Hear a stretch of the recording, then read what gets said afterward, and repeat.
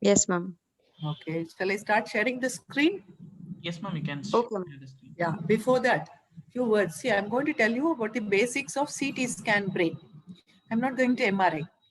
And I've divided my talk so that the first half will be like how it is done, what all we see, and the normal thing, anatomy of the brain. Okay. Subsequently followed by some pathologies in the brain. Okay. Anytime you want to stop me, please feel free to do so. Okay. Yes, ma'am, sure. Any response? Yeah, right. Okay. Let me start Yes, sharing ma'am. the screen. How do I?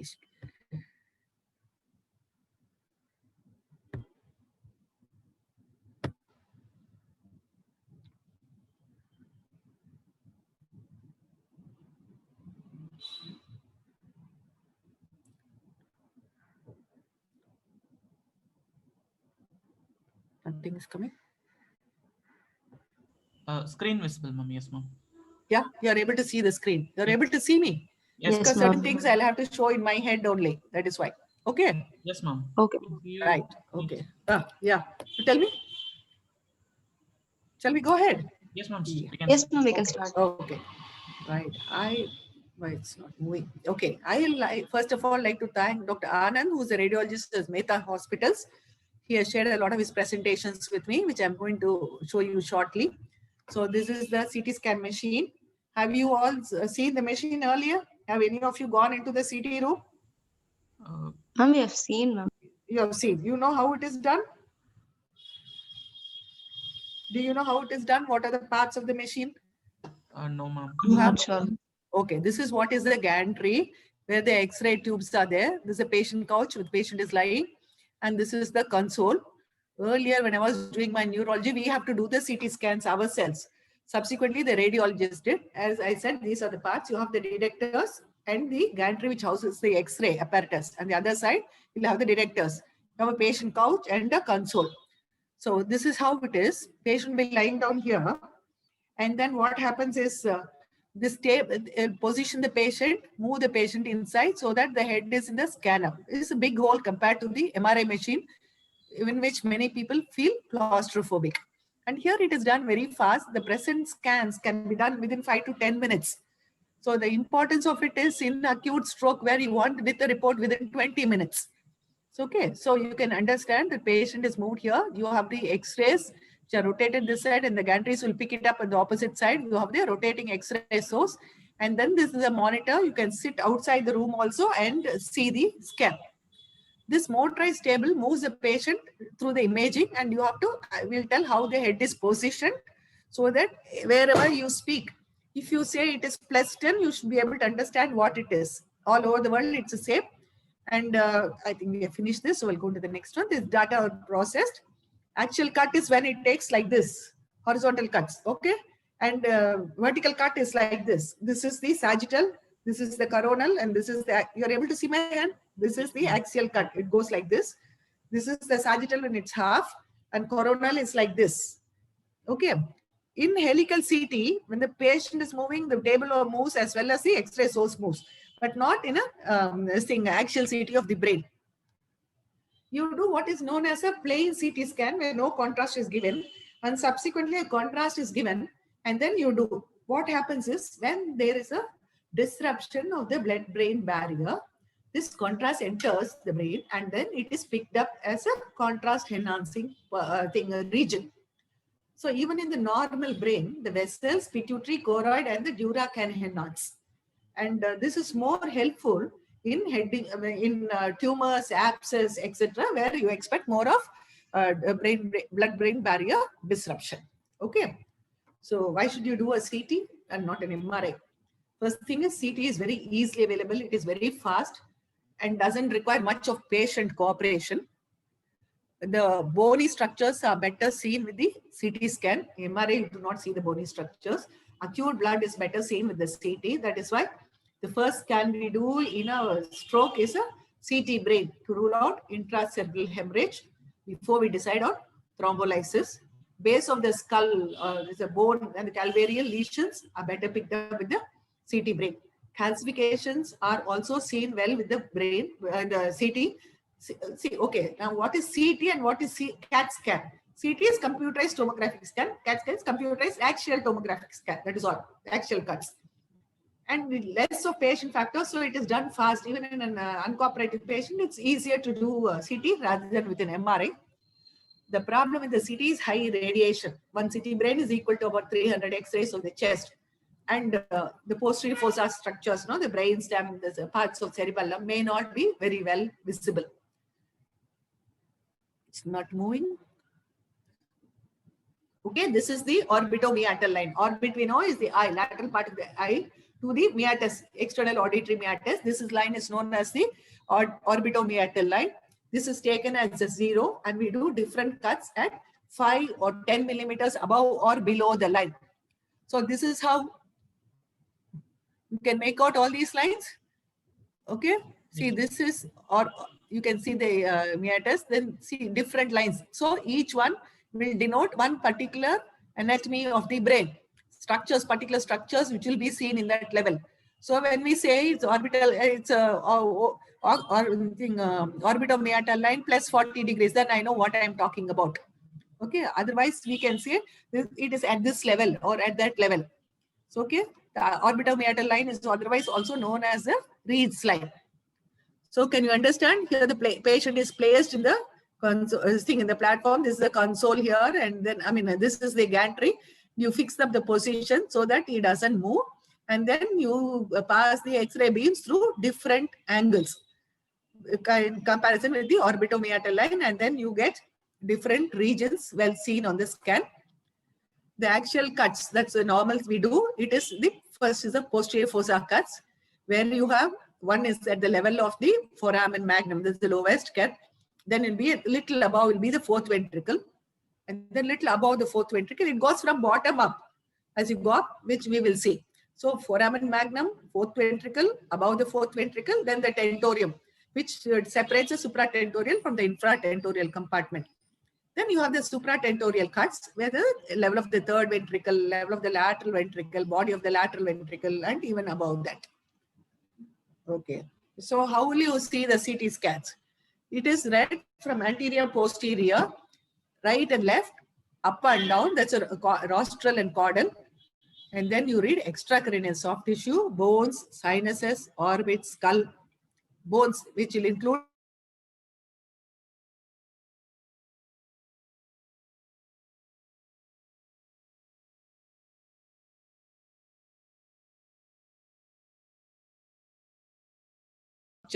which will be the gray and white matter, the ventricle, and the left is on our right.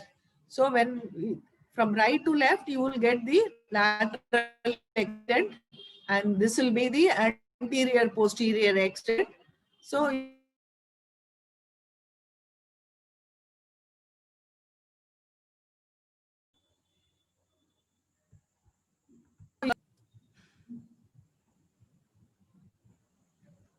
So this is a coronal, right? Sorry, this is a sagittal image.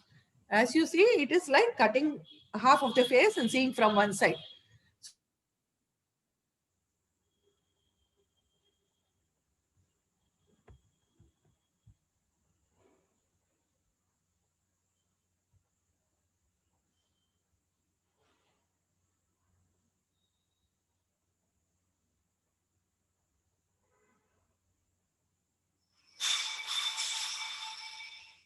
The lowest cut, and this is the topmost cut.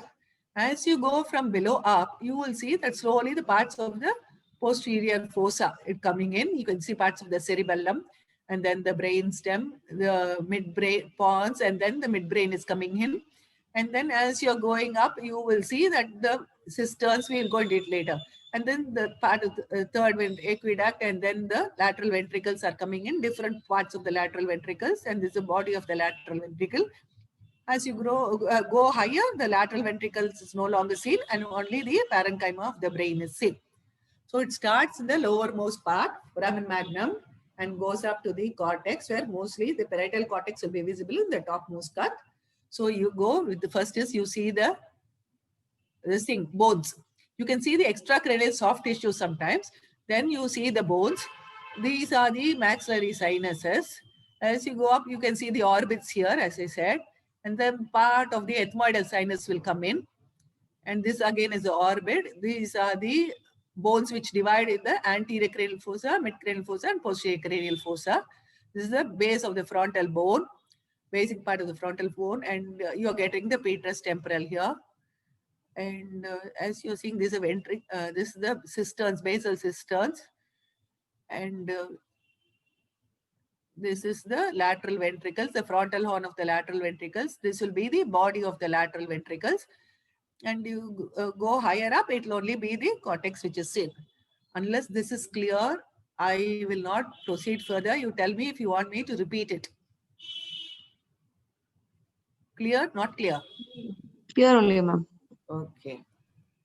So this is the level of the fourth ventricle. So this is the fourth ventricle which is marked. When you are seeing, this will be one of the lower cuts. So what all can you see when the fourth ventricle is visible in the normal anatomy? Behind the fourth ventricle, you will see parts of the cerebellum. In front of the fourth ventricle, you will see the pons in this cut. Okay, this is the fourth ventricle. This black one is the CSF. There is my marker. So this black one is a CSF space. This is a fourth ventricle filled with the CSF. Okay, and then you can see the pons, which is here, followed by this is the, surprisingly in this, you're seeing the basilar artery, which is like a dot, which is in front of the pons. The middle cerebral artery, which goes into the Sylvian fissure. This is the anterior cerebral artery, which goes into the, between the two frontal lobes. Okay, this is the left side. You can see the frontal sinus. And this is a soft tissue around the brain. Okay, I mean around the skull. And on the opposite side, you can see again this, both these are the two middle cerebral arteries. Middle cerebral arteries. This is the anterior cerebral artery. This is the temporal lobe. And you can see part of the temporal horn of the lateral ventricle. It's got a frontal horn, temporal horn, and an occipital horn. So this is what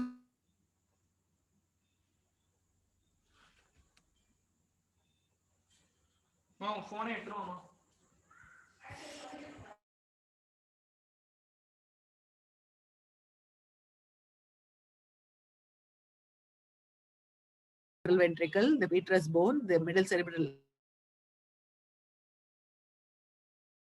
artery, temporal lobe, frontal lobes. Okay, is it clear? Yes, So this ma'am. is at the level of fourth ventricle. Okay. Now going little above. This is the most useful scan which we want, in especially in acute strokes.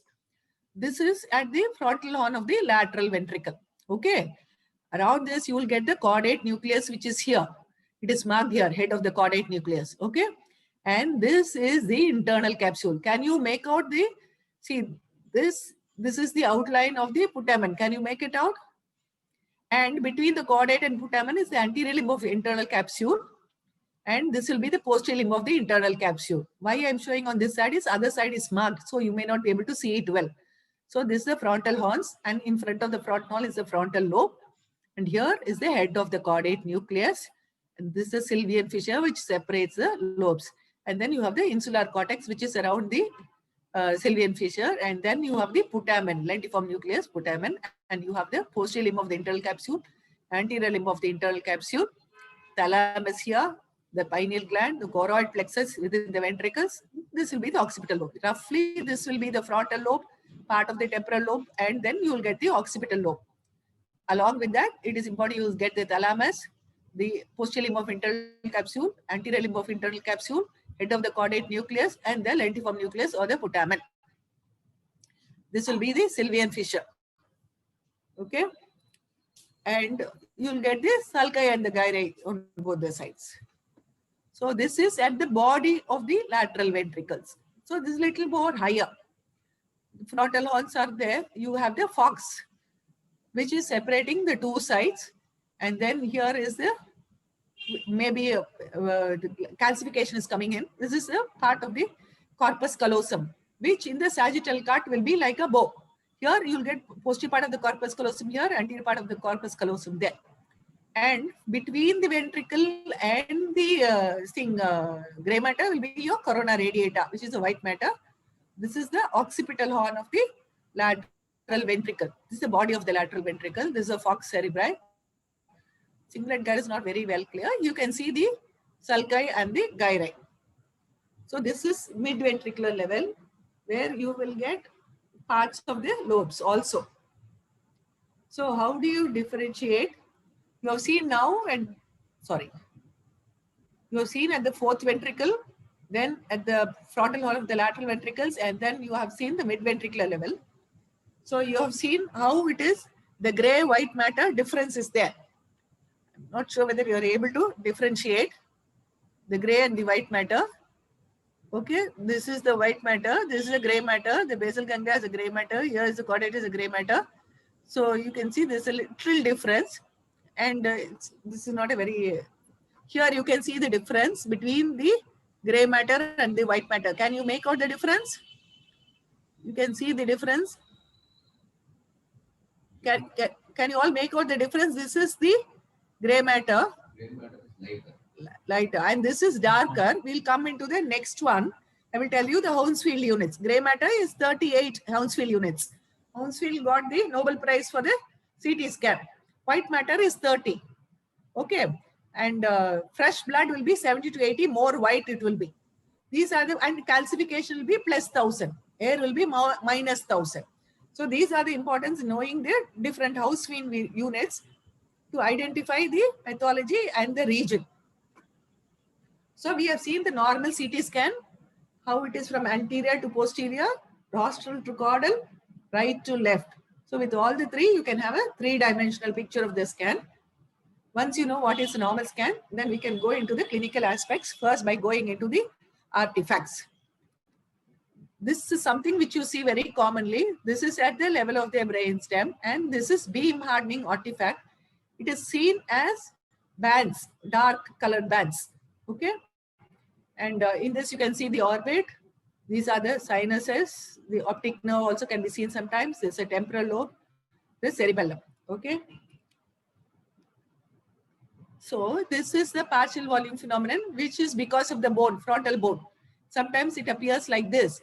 If there's a little tilt, then it will appear like this. Part of it may be seen, may not the full thing like how it is seen here.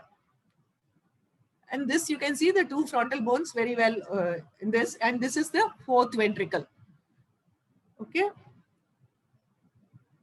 And this is the bone cuts where you can see two depressions here. These are not abnormal. These are little bigger arachnoid villi. Sometimes it appears like this, granulations. Okay, we will go into the pathology. Head injury. What all will you see in head injury? Usually in head injury, if you do it very early, you may not see anything within the first 1 hour. Sometimes you may have to do it late. And I think you all know about the lucid interval in EDH and different types of injuries. You have to ask about the loss of consciousness, bleeding from the ear, nose, throat, seizures, headache, vomiting. This will tell us the severity of the head injury. You can see the soft tissue, extracranial soft tissue here, marked as a green arrow. This is the soft tissue hematoma here, you can see. Along with this part of this normal bone is gone under. This is a depressed fracture. This can produce a lot of problems because this will impinge on the parenchyma and can produce seizures also. And these are the parts of the cranial cavity. Rest of the cavity is all right. And here you find the cranial cavity here depressed. And this is the soft tissue. Just see this. I'm not going to talk the theory. This is for you to see and understand. Later you can read the theory behind it. This is the mastoid air cells. Incidentally, this is the sinuses. Again, the orbit, the temporal fossa. This is part of the temporal bone fracture. You can see here there's a breakage. Compare it to the normal side where it is like this. There's a breakage in the temporal bone, two fractures. Usually whenever there's a bone fracture, in the temporal bone fracture, patient can have a bleeding in the ear. These bone fractures can usually be associated with extradural hematomas. Extradural hematoma will be like this, biconvex, depending on whether it is acute or little later. The intensity of the Hounsfield units will vary. This is blood. So you can see it as a bright white, whereas CSF is dark. Okay, so you can see what is happening. This is pressing the parenchyma down. You can see the sulci and gyri shifted down. It is exerting a pressure effect on that side of the brain parenchyma, on that side of the hemisphere. Okay, see this is a right EDH, extradural hemorrhage. It is producing pressure on the parenchyma and shifting it. This is bleeding between the inner table of the skull and the dura. So dura is shifted on along with the other membranes and the brain. This is contusion. It's like contusion anywhere else, no? Like what happens when we bruise. It is associated with some hemorrhages and some edema in and around it. This is present in bilateral, temporal, as well as the frontal lobes. It's very common. Sometimes it can be in the region of impact. Sometimes it can be even in the opposite side, coop and the contra-coop injuries. So these are contusions. The surrounding edema can increase over a period of time. This is hemorrhage. This is hemorrhage is into the ventricle. After some time, sometimes you have this layering effect, which will tell us how much of hemorrhage is there. So this is into the ventricles. You can see the occipital horn as well as the frontal horn of the ventricle. And this is a separate hematoma, which is affecting the part of the occipital lobe. So you're seeing an EDH here, different regions of the EDH with pressure effect. This is cerebral contusion, intraventricular hemorrhage, and this is a parenchymal hemorrhage. Compare it with this, which is the subdural hematoma, which is a biconcave. Okay, and this will be something you can remember. It's like a banana versus an orange, extradural hematoma. Okay, this is extradural, usually associated with a fracture. It can be from the arterial or the venous. If it is associated with the sinus, there can be venous bleeding. Otherwise, it is arterial. And this is a subdural. This is between the dura and the pia mater. So you can get the parenchyma is pushed down. That is, this one is an acute hemorrhage. So that is white.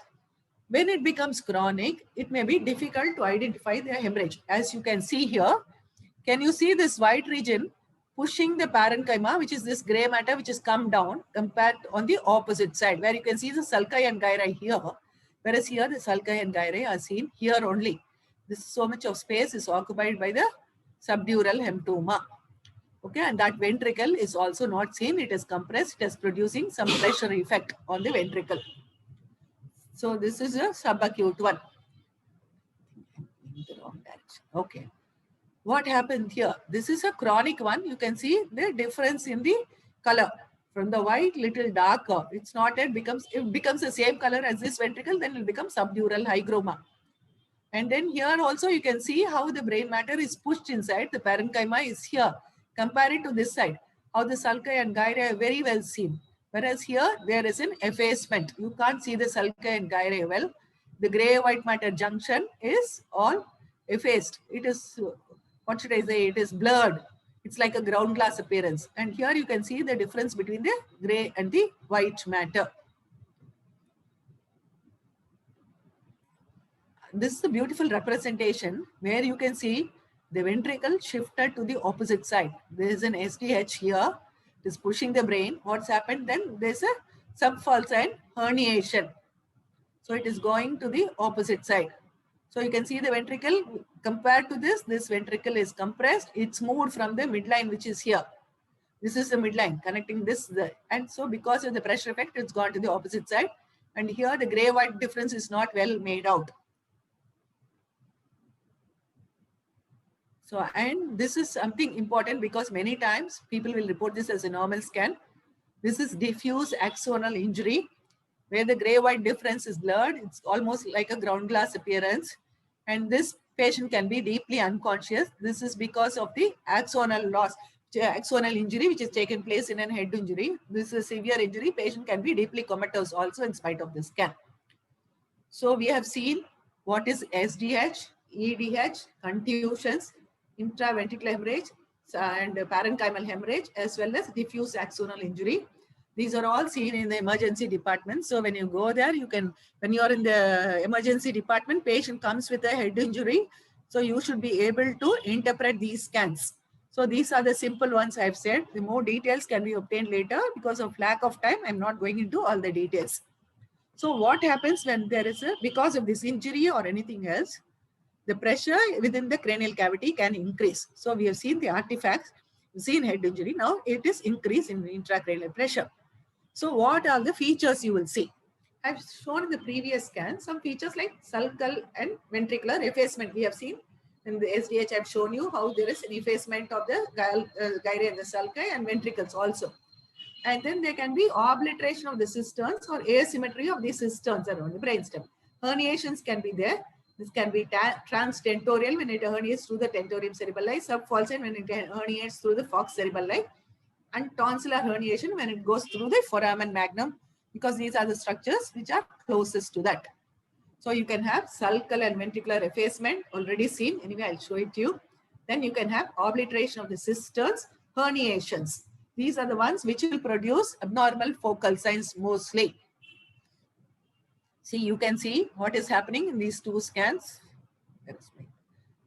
See, you can see the basal cisterns are around the brain stem. What has happened here? The basal cisterns are not seen well. In addition, the gray-white difference, which you can see, this much only you'll usually see. You have to get used to seeing the CT scan to understand more.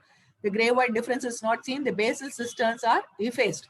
So you do not see the cisterns. Maybe there's a little bit of hemorrhage because it's a little whiter in color. And you cannot also see this posterior cisterns also. And as I said earlier, the next sign will be the sulcal effacement. I think you can compare this side where you can get good sulca and gyri difference comparative with this side where you're not able to see the difference. That means there is some problem here because of which you're not able to make out the difference. There is some pressure on this side. You can see this is an, what is this? SDH, EDH, what is it? Rahul? Answer. SDH. Yes. Oh, yeah, correct. So there is a pressure effect. What has happened? This is the midline. So the ventricle on the right side is gone to the opposite side by about 14.2 millimeters. Okay. So there is sulcal effacement in this. Here, because of the pressure effect, again there's sulcal effacement, almost ground glass appearance with the shifting of the ventricle under the falx cerebri. So there is a subfalcine herniation this side. Okay. That's it. Yes, So, ma'am. tonsillar herniation is into the foramen magnum. This is the axial cut where you may not be able to see it very well. In the in the sagittal cuts, you can see that there is part of the herniation into the foramen magnum. Small bit of the tonsil is herniating into the foramen magnum. In addition, this ventricle is very much dilated.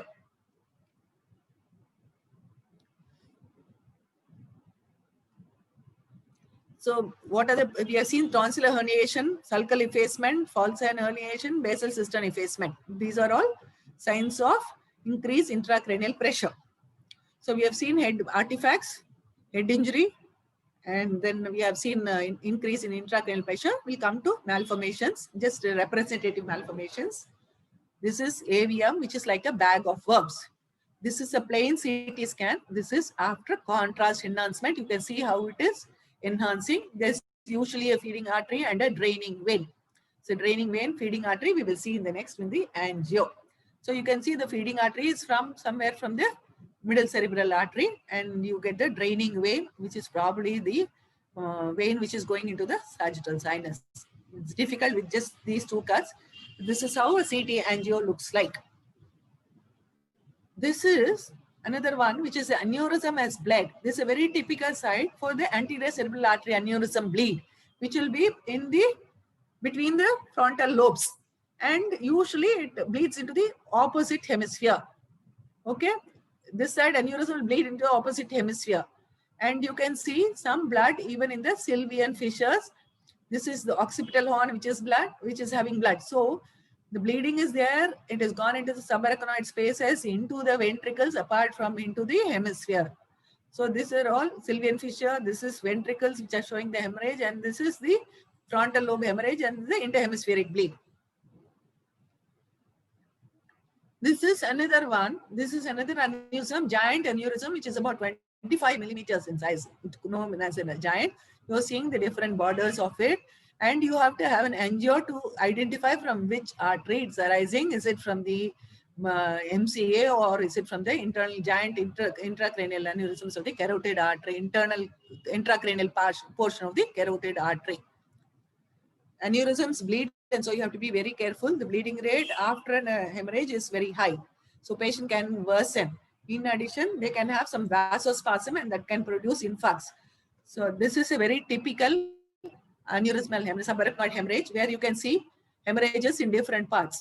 See, this is the basal cisterns around the brainstem where you have got the bleeding, and then it has gone into the sylvian fissure, it has gone into the intrahemispheric fissure also. This is a diffuse subarachnoid hemorrhage. You're seeing one horn of the lateral, temporal horn of the lateral ventricle, and here this is a right horn, right temporal horn. So rest of it is not shown. Brainstem is very well demarcated here. So that's the vascular malformations and aneurysms. Aneurysmal bleeding, you have to be very careful. It's a neurosurgical emergency. So coming to strokes, I think we have already seen some of the signs in my earlier talk on the strokes. So the types of strokes, it can be arterial or venous infarcts. And the other one is hemorrhagic strokes. It can be supratentorial or infratentorial. So you divide strokes into two types. One is the infarcts, other one is hemorrhages. In the infarcts, again, subdivided into arterial or venous infarcts. And in the arterial infarcts, you have the two anterior and the posterior circulation. Anterior circulation is from the carotid artery, anterior cerebral and the middle cerebral arteries. Posterior circulation is from the two vertebral arteries joining together from the basilar artery and then branching into the two posterior cerebral arteries. All are interconnected through the circle of Willis. And venous system is a venous thrombosis. There are a lot of venous sinuses in the brain, superior sagittal sinus, transverse sinus, sigmoid sinus, etc. Some of them get thrombosed and you can have features of an acute stroke. Compared to that, with the hemorrhages, which can be supratentorial or infratentorial, hypertension is one of the common causes of hemorrhage. So this is taken from the net. Then you can see different parts. This is the territory of the anterior cerebral artery. Okay. And this is the middle cerebral artery. It's very classical wedge-shaped middle cerebral artery. When both are involved, you will get something like this. Okay. The anterior and the internal. When the internal carotid artery is gone, both the territories of the anterior and the middle cerebral artery get infarcted. Okay. This is a very classical hyperdense MCA sign. You can see the middle cerebral artery bright. This is the right MCA, which is appearing very bright. In addition, this dark one is known as the hypodensity. This is what is the infarct. This is a chronic infarct. Different stages of infarct we'll see in the subsequent scan. This is the posterior cerebral artery territory where the occipital lobe is involved. This frontal lobe, then you have the temporal and the frontal lobe's involvement, and this is the occipital lobe involvement. So these are different arterial territorial infarcts. You have the hyperacute infarct, which comes on less than 12 hours. Acute infarct is from 12 hours to 2 days. Subacute is 2 days to 2 weeks. Chronic infarct is 2 weeks, 2 months, and old infarct is more than 2 months. So it's easy to remember like that. What all is happening in the acute infarct? How will you differentiate an acute infarct? It's very important to differentiate this because when you are going to use IV or intra-arterial thrombolysis, which is the standard treatment for acute infarcts, you should be able to identify whether the main stem is occluded or the lateral parts of the MCA is M1, M2, M3 are occluded. You have to know, and that will be seen by the hyperdense MCA sign, which shows there's an intraluminal thrombus. In addition to this, part of the lentiform nuclei will get attenuated. That means it becomes less clear. You have a dot sign when one branch of the MCA is occluded. And insula, I showed you the sylvian fissure around that is the insula. Insular ribbon sign is when that gray-white interface along the lateral insula gets blurred. So we will see all those signs now. I'll go into that. See here you can see the hyperdense MCA sign. The hyperdense artery is seen very well here compared to the opposite side. And here you can see it as a dot. This is where it divides into branches. And you can see it as a dot. This is both are acute infarcts. And here you can see the attenuation of the lentiform nucleus. The gray-white differentiation is obliterated this side compared to this side where you can see the lentiform nucleus as nice white. This is the caudate. Here the whole thing is blurred. So that is attenuation of the lentiform nucleus. And then here you can see the insular ribbon sign where the insula is made out nicely. It's like a ribbon around it. Here that is again blurred. So that is known as loss of insular ribbon sign. These are early signs which you should not miss in a stroke. When it comes to a subacute infarct, it will be usually a wedge shape because it's most subacute infarct is from how many hours? 2 days to 2 weeks. After the acute phase, wedge shape will be there. Gray-white difference may or may not be there. There will be slight difference depending on the timing. And it will always be in a vascular territory compared to a venous infarct, which does not respect territories. Neither does hemorrhage respect territories.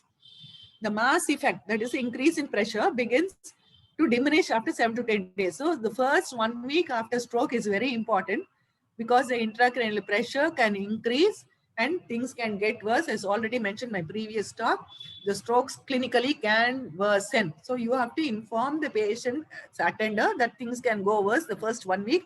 It's very critical. After that, we will see the full picture and how much information can be gained, can be said at a later time about regarding the prognosis.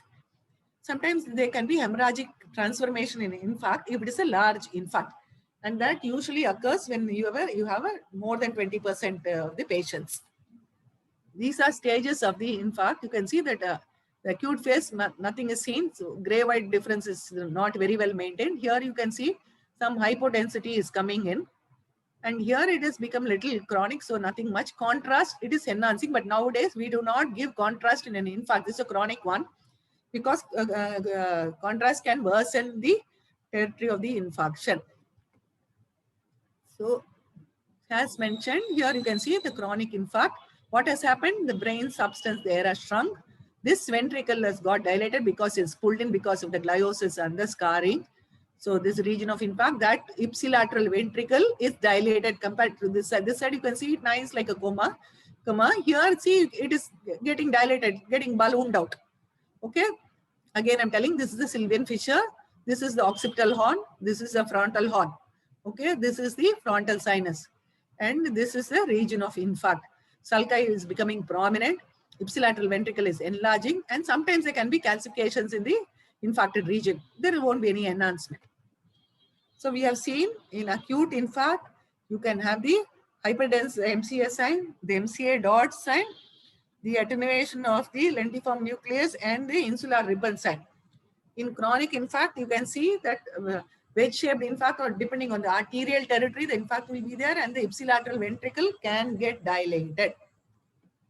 So this, coming to the posterior fossa, this is the posterior inferior cerebellar artery infarct, where one part, here you get the hemisphere infarct, anterior inferior cerebellar artery infarct, superior cerebellar artery infarct. Different regions are infarcted depending on which the supply is. Again, this is the Sylvian fissure. This is a part of the frontal lobes. This is part of the temporal lobes with the temporal horn orbits. I'm again just telling so that you remember what structures are there when you see a scan.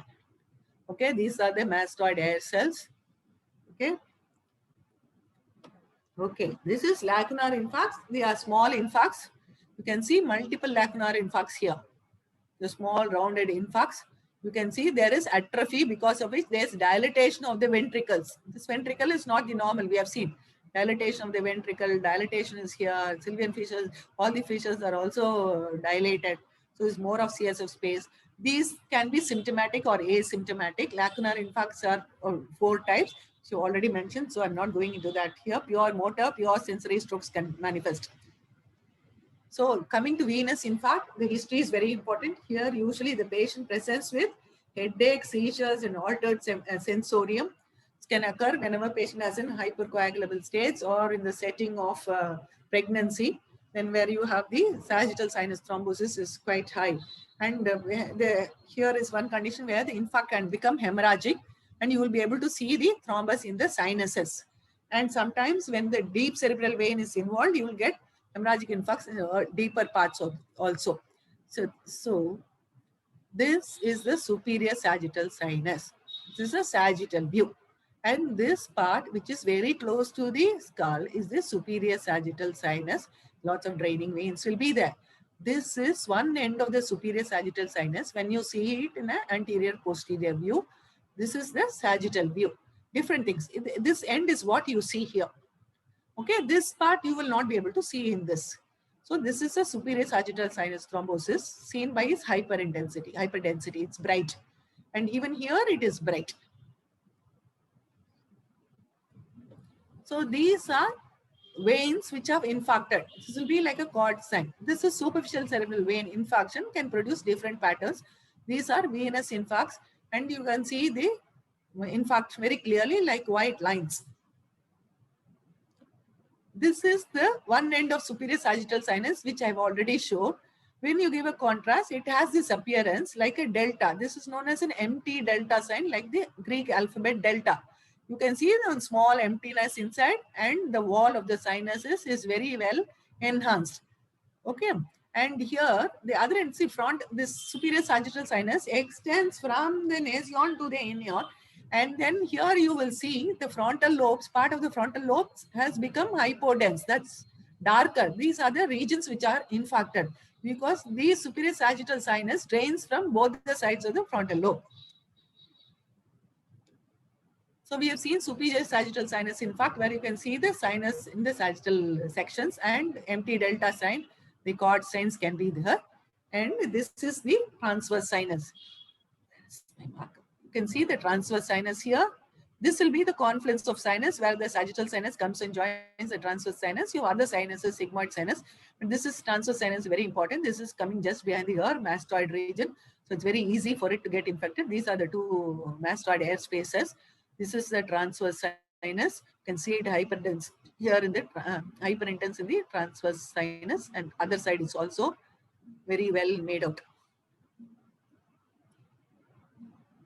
So we have seen the arterial infarcts and the venous infarcts. So arterial infarcts, mainly depending on the territory, it will be involving only the territory. When it comes to MCA infarct, you can have the hyperdense MCA sign, the dot sign, attenuation of the lentiform nucleus, and the insular ribbon sign. And you have wedge-shaped infarcts. And then what I have not shown is the anterior border zone and the posterior border zone infarcts, which will be anterior border zone will be between the AC and the MCA, and the posterior border zone will be between the MCA and the posterior cerebral artery. So that is arterial infarcts. Venous infarcts do not respect territories, can occur in many conditions. Pregnancy is one of the common conditions, and hypercoagulable states, oral contraceptive pill use also can produce sagittal sinus venous sinus thrombosis. So now coming into intracranial hemorrhage. Hypertensive intracranial hemorrhages are more common in the basal ganglia and the lobar regions and cerebellum also. What is important is here you can see this bright white is the hemorrhage. And what has happened is it is broken into the ventricles. It has gone into the lateral ventricle. Maybe part of the thalamus also has got an hemorrhage. This is the region of the thalamus. This is the frontal horn. You can see very well how this is the midline. The frontal horn is shifted to the opposite side. Okay, this is an acute hemorrhage. Not much of edema. Slowly there will be more edema formation next few hours to few days. Sometimes hemorrhages can keep continuing for about 24 to 48 hours depending on the etiology. If it's an anticoagulant induced hemorrhage, you have to be very careful. That's my marker. See here, the gray-white difference is not well maintained. But you can see a nice differentiation between the hemorrhage and the normal tissue. Here you can see the gray-white difference nicely. The sulci and the gyrae are well visualized. So this is a cerebellar hemorrhage. Very important. What happens is because it is very close to the fourth ventricle, it obstructs the fourth ventricle, then hydrocephalus can occur very rapidly and patient can go in for coning. So you have to be very careful with the cerebellar hemorrhages. If the hemorrhage is big, then you may need intervention, surgical intervention. So coming to next, we have seen artifacts, we have seen head injuries, we have seen increase in intracranial pressure, we have seen AVMs, aneurysms, strokes, and now calcifications. Some calcifications are normal. This is pineal gland calcification. You can see right in the midline. And this is ventricles. Inside the ventricles, you get the choroid plexus. This is calcification of the choroid plexus. For physiological calcification of the fox. Older people, it can occur. There are some changes in the skull also. We have to see whether this man or lady has got Paget's disease. This is calcification of the basal ganglia. Sometimes it's seen normally, sometimes it occurs in Farr syndrome. As you said, see, this is the putamen. You can make it out very nicely here. The putamen, part of the putamen is calcified. Can you see the posterior limb of the internal capsule here? This is a posterior limb, this is a posterior limb of the internal capsule, this is the frontal horn, and here will be the caudate. Caudate is not calcified, only the putamen is calcified. And this is the dentate nucleus calcification. Cerebellum has got dentate nucleus calcification. Some of these calcifications can occur when there is some abnormality of the calcium metabolism, vitamin D, endocrine disorders, or also in FARS syndrome, where they have hereditary calcifications. So calcifications can be normal in the pineal, in the choroid plexus, and in the fox. Can be abnormal in the basal ganglia as well as in the cerebellum. Sometimes infections also in the later phases like tuberculosis and cysticercosis can calcify in different regions, which we'll be seeing shortly. Infections can be infections can be bacterial, viral, or parasital. So now we will see a bacterial infection which forms an abscess. I'm not going into the fungal infections. Early parts of the infection, you will have the cerebritis. Patient can have features of infection like fever, headache, neck stiffness whenever there is a meningitis, associated meningitis, as well as there can be an alteration in sensorium. When it's an early cerebritis, you will not see a very well differentiated. See, you can see there's some difference. This is appearing little more darker when you compare to the normal diarrhea. This is little darker. Okay, can you see? And this later part you find something like a capsule around it. This is late cerebritis, and this surrounding region is the edema. That's a typical pattern of the edema. And early capsule may be thin as it and more of edema. Later it localizes very well and edema may not be much. Sometimes you can have some daughter cysts like also inside with the capsule. These can occur sometimes in tuberculosis or hydatid, and then you can see a very well marked region of abscess with not much of surrounding edema. The capsule is thick. It is localized. Abscess is very well localized. Here it is not localized. As you see, as the time progresses, it localizes well. And contrast enhancement is seen very well here. This, of course, is an M. This part is an M. These two are MRI. These are not a CT. These are the MRI. These are all CT. You can see a contrast enhancement very well. This is an abscess. And you can see early cerebritis. Here, this is edema, which has this finger-like projections. This is edema. You can see this, compare it to the opposite side. You can see all these finger-like projections going in. This will be the edema, and here is part of the cerebritis where it is bright white, little brighter than the surrounding brain structure. This is how you differentiate. When it comes to an abscess, you can see that first, this is after contrast, before contrast, how it is. 15 minutes after contrast, you're seeing nice bright, and later 70 minutes, the contrast is going away. So it is not so bright as in the 15 minutes. So it's very essential to give the contrast and do a scan at the appropriate interval after the contrast, because otherwise contrast gets washed away. So here, what is happening here is you're seeing some ill-defined hypodensities. This is a cerebritis stage, even here. And this one is also same. The frontotemporal regions, the right frontotemporal region is also showing some changes. These can occur in different conditions. We'll see it can occur even in encephalitis.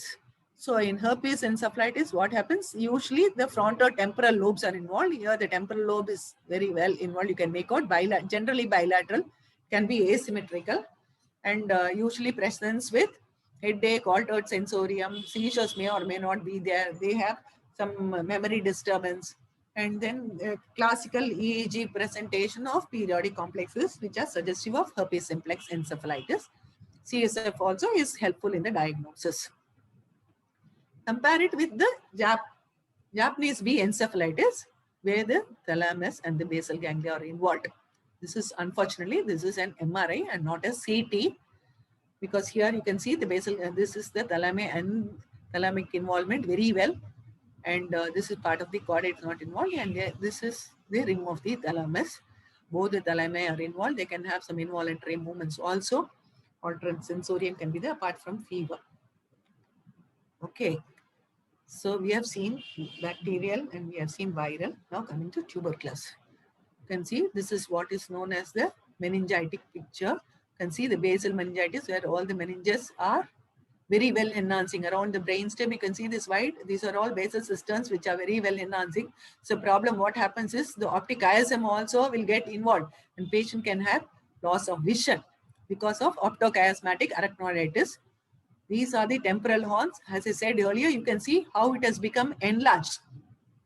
So one side, this side is more enlarged than this. These are the basal cisterns, which you are seeing. And, can produce. This fourth ventricle is not very well seen. So it's going for hydrocephalus. This is known as obstructive hydrocephalus. Compare it with multiple ring enhancing or disc enhancing lesions in different regions of the brain.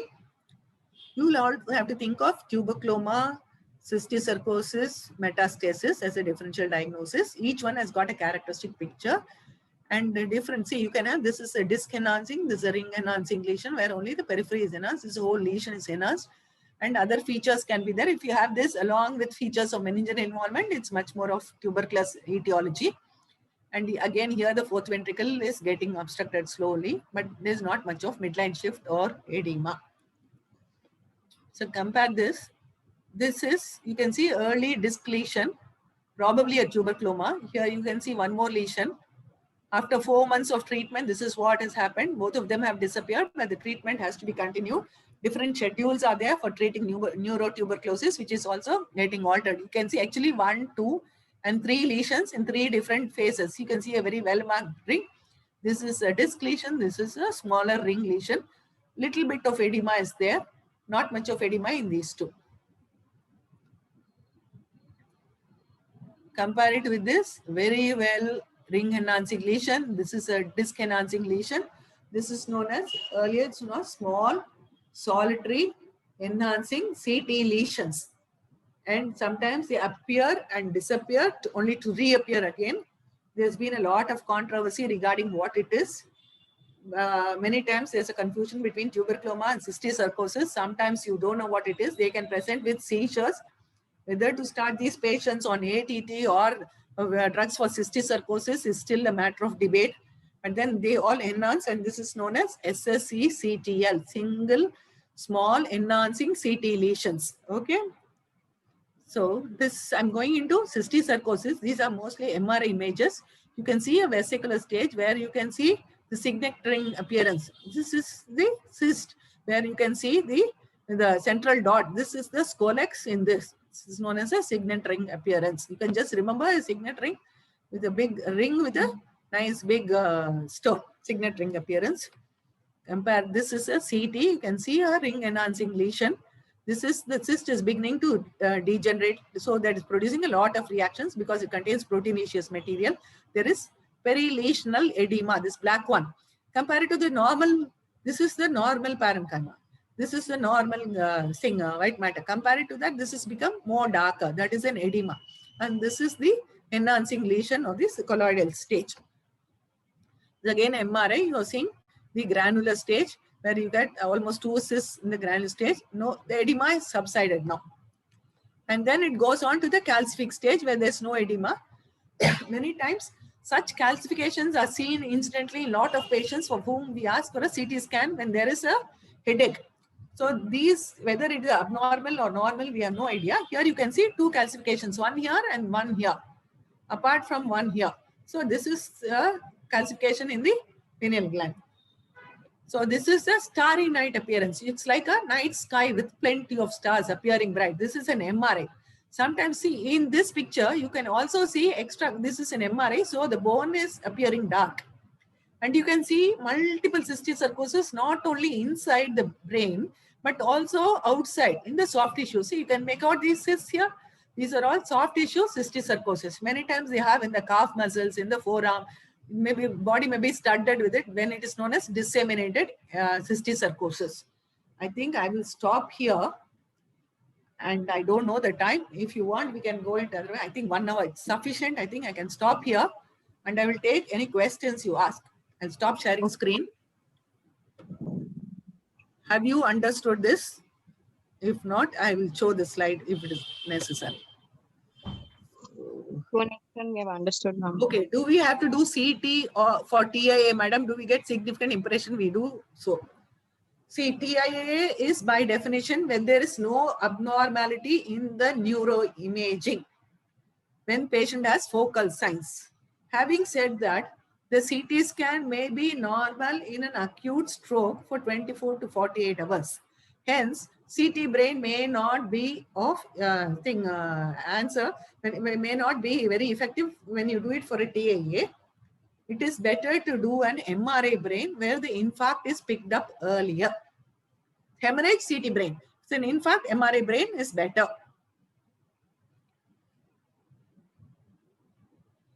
Yes. Do we have any more questions? So we have seen how it is done. The CT machine, the gantry, the patient couch and the console. Then how we have the orbitomeatal line and we go up above the orbitomeatal line and below the orbitomeatal line. Below is the posterior fossa, above is the supratentorial compartment.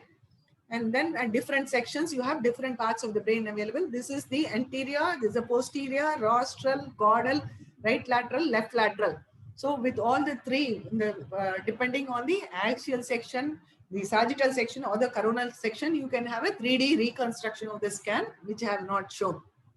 And then you read the extracranial soft tissues. That is the orbit. You will be able to see the sinuses, the facial structures sometimes. And then you go into the bony cavity, following which you see the soft tissues of the cerebral and the cerebellar, white matter, gray matter, the ventricles, and the basal ganglia, the different nuclei are seen. And then you have to predict what is going to be seen. If you should know what you are expecting to see. The mind does not know, the eye will not see. So we have seen in injuries, we can have fractures, and usually along with the fractures, you have an EDH or the extradural hemorrhages. They take time to, if it's a small extradural hemorrhage, it may slowly go away within 1 month. It's a large hemorrhage, it may need surgery and evacuation.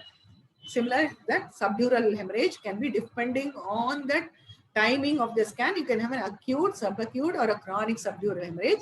Sometimes when you have both the sides subdural hemorrhage, it may be almost invisible to the eye. We have to be very careful. We have to follow the sulci and gyri to find out whether subdural hemorrhage is present or not. Then contusions are like contusions anywhere else. You know, you have ecchymosis, some bleeding, microhemorrhages can be there, edema can be there, and they can increase in size. Then you have the subarachnoid hemorrhages where the cisterns as well as the ventricles may contain blood. Then you have different structures which can produce hemorrhage, usually an aneurysm. Can be a small microaneurysms or it can be a giant aneurysm which can bleed. And rebleeding is very high in an aneurysm, so you may have to intervene. And intervening can be removal of the aneurysm or coiling can be there. That depends on the expertise you can do. The arteriovenous malformations, you have to identify the feeding artery and the draining vein. You can block the feeding artery or the vein, and then you can do away with the AV malformation so that there is no further bleeding. Then coming into strokes, you have the acute arterial and the venous strokes, the subacute strokes, the chronic ones, and the lacunar strokes. Then the hemorrhages can be in the supratentorial compartment or the infratentorial compartment. Each one will behave differently. When it comes to the infections, then you have infections which can be bacterial, which can be cerebritis, or can go on to an abscess, which may require a surgical intervention. Or it can be encephalitis, which can be bacterial or viral, much more viral. Herpes simplex characteristic features will be there. Japanese bee characteristic features will be there. And then you have the tuberculous, where it can produce tuberculous meningoencephalitis, tuberculous meningitis, where the lower cranial nerves can be involved, the optochiasmatic arachnoiditis, where the vision can be involved. And there is the associated meningitis in the tuberculosis. The protein is elevated and hence can produce hydrocephalus. Tuberculomas can be of different sizes and different numbers. Then you have the cysticercosis, which can produce a starry night appearance or the signet ring appearance. Different stages can be there. Okay. Do we use contrast CT? Yes, contrast CT can be used. We have the ionic and the non-ionic contrast. The non-ionic contrast is safer, and you do not use it in strokes in the acute phase. You can use it in an appropriate situation when you think there is an infection or there is a tumor. SP vascular tumors like meningiomas will enhance very well with the contrast. Then you can use a contrast. Okay, next question. Clinically, how can we differentiate venous from arterial strokes? Arterial strokes which will follow the territory of the artery. I think I'll have to go into the slides to show you that. Let me just go into that.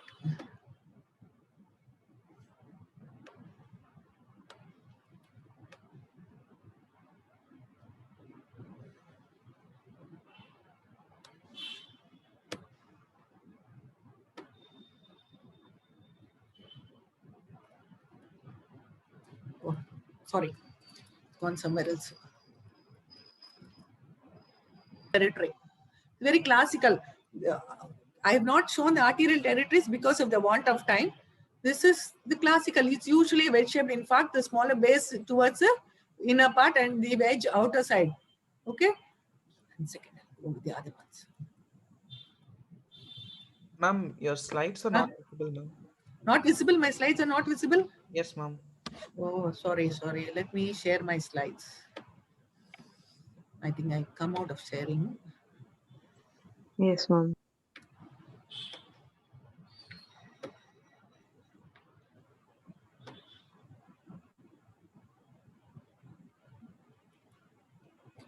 See, this is the anterior cerebral artery territory.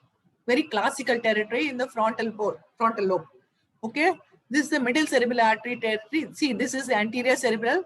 This is the middle cerebral. This is the posterior cerebral. So the arterial strokes which will follow the arterial territories.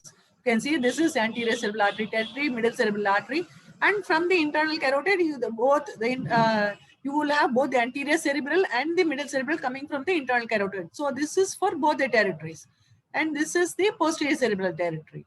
So I've not gone into different territories for the want of time. So this will be the classic presentation in arterial strokes. Compare it with venous strokes, you won't have those territories. Because this is a venous drainage, it does not follow. These drain into the superior sagittal sinus. These veins drain into the superior sagittal sinus. It can be part of the veins which are thrombosed. You can see it like this, or it can be like part of the frontal lobe. This is anterior part. This is posterior. So this is the frontal lobe. This is a frontal lobe in front of the frontal lobe. The two frontal lobes can be hypodense or infarcted. This will be the region of the superior sagittal sinus. As you can be from here to here, but it will be from here to here. You will only see part of it here and part of it at the back, like how it is seen part. That is only here. Okay, this is not fitting into an arterial territory. So this is more a venous infarct.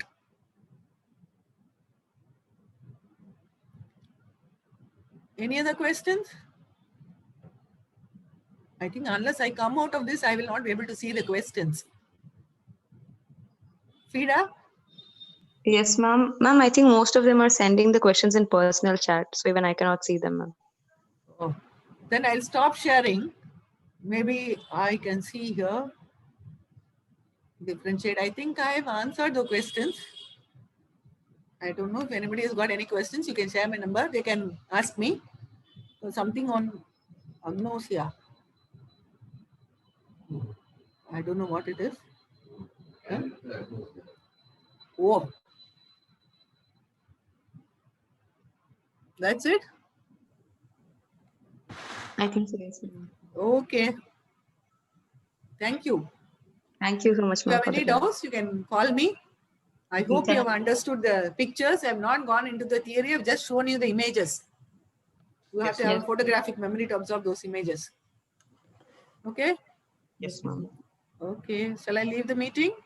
Uh, Yeah. yeah, ma'am. Thank you. Ma'am. Thank you so much. Thank you. Thank you. Thank you.